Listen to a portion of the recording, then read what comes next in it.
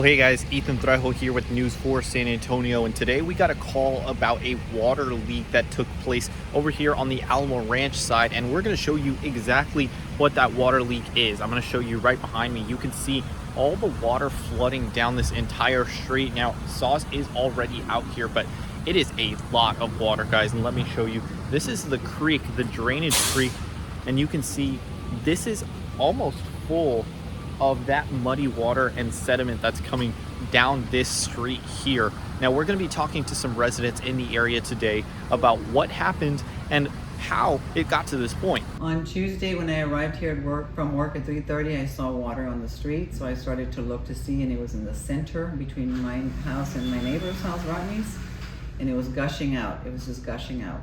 So I immediately called the emergency number, and the first guy, who I failed to take his name, told me that it wasn't their fault, that I needed to call a plumber because the only thing they do is at the side of the street. And I shut off my valve. The water in here was off, but the water over there was still coming out.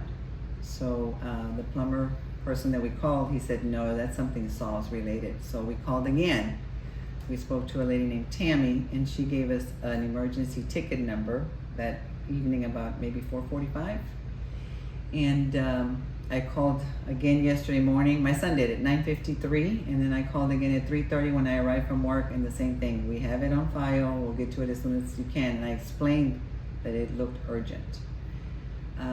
This morning, when I woke up, I was up here in my kitchen, and I heard what sounded to be like a car that drove into my home, or like a big explosion.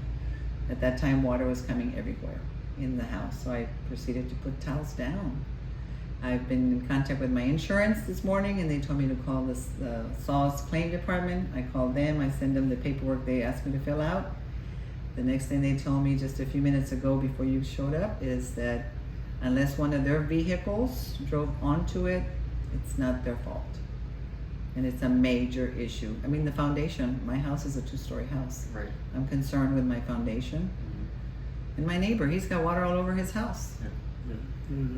Inside the house is flooded, and it's, the insurance is also like saying it's not covered. Okay. In the backyard is all the landscaping's destroyed and everything, so we're out. SAWS essentially told you there was nothing they could do, and there's nothing they can do now other than fix what's happening right now. Right. And did they give you guys a timeline on when this could be fixed? No. No. The gentlemen that have been out there outside have been telling us that it's going to be a long type of job. That they don't know how it's going to begin. First, they got to clear it out to be able to see. And I explained to them and the lady that called me from the claims department, Sylvia Cadena, that it was an urgent issue on Tuesday when I called at 4:30, and I expressed it yesterday as well. And now we're at this position. Even their own people are saying this should have been looked at immediately. I said I tried. Right. I even sent them emails yesterday Mm-hmm. with pictures of the small situation. How frustrating is that for you guys? It's very frustrating because, you know, I've taken the time to call them and let them know the situation at hand. It's not just a little leak, it's a major leak. And for them to say, well, you're on the list, you know, and I understand that there's different jobs and they only have limited people, but the thing is, this was expressed to them as an emergency. This could have been dangerous because this morning it sounded like an explosion, and I immediately called them because it's right there by where their windows are, you know, and I couldn't get them to answer the phone. I called my other neighbor and I said, you need to go over there, because I couldn't even cross over there. It was like a lake in here. Okay. Implement some sort of response team that answers and comes out to look at an issue when we are calling it as an emergency.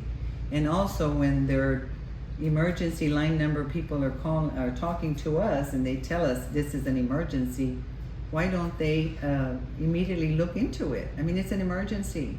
It wasn't shutting off at my valve, so obviously I've had no control of trying to get that to stop. So somebody needs to step up and do something about this. This should not be all our responsibility. We did everything in our power to do. I don't know what we're going to do in our situation over there. It flooded the house, so we can't even live in the house now. So I don't know where we're going to go with just the wife and I, and we have 4 dogs. and I don't know. The insurance, nobody's going to pay for So- us staying anywhere. So that whole bottom floor is flooded. Yes, It's- we're in a one story, and the whole inside of the house is flooded. Wow. And how high would you say that it reached? Like